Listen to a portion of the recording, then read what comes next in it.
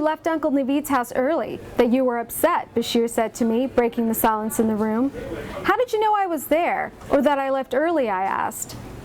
News carries fast in this community. Don't you know? We all keep track of everyone, Bashir said. There are no secrets with us. Gossip reigns supreme. Word got through the community that I left? It's kind of embarrassing. Actually, no. My mom was there. She said you left early. I playfully hit him. You jerk. My mom said something about how you saw the lamb, Bashir continued. She said you were complaining about it. Why were you upset about the lamb? Mustafa asked. Everyone turned to me. It was clear that it was my turn to speak, the stranger in the room, the part of the night when the friends are tapped out of their own stories and want to learn about the new person.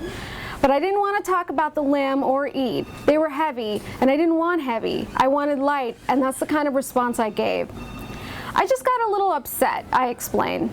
I don't see why they have to kill lambs on this day, just for a ritual. It's Eid, Irfan replied. It's just what we do on this day as Muslims. He took a swig of beer. And it isn't just a ritual, as you say, Susan briskly asserted. The sacrifice holds important symbolic meaning for you guys.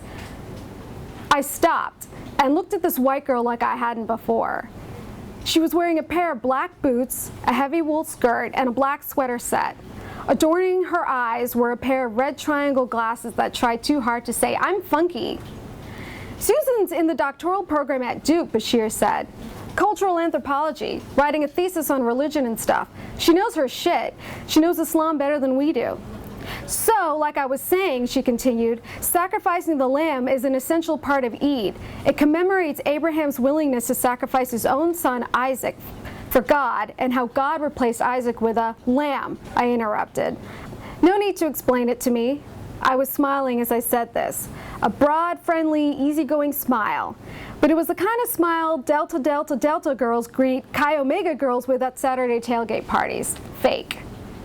Don't you agree, she asked me? It's part of the religion, a part of Muslim culture.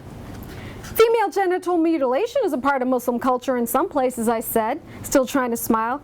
But you don't approve of that, do you? Zing, said Andy. Susan appeared slightly miffed.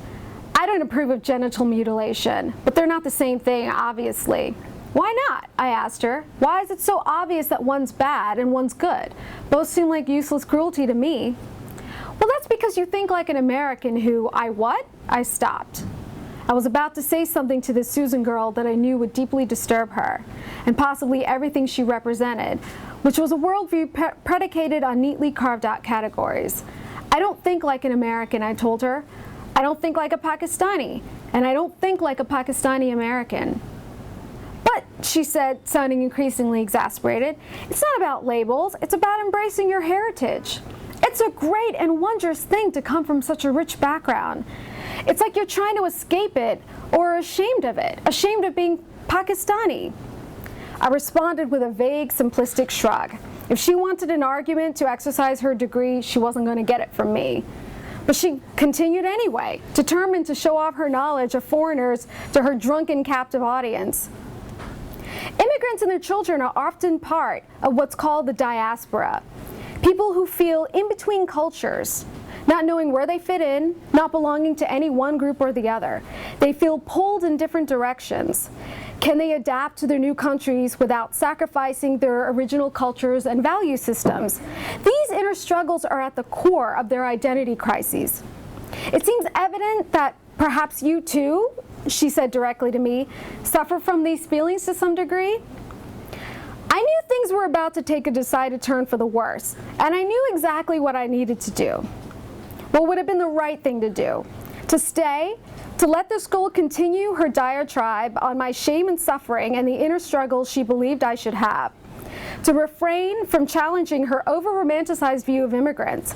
To blow it off, smile, grab another beer, and accept that beggars can't be choosers, and I had to do whatever it took to make these people like me and accept me and want to hang out with me, to penetrate the group, to make new friends, to please my mother.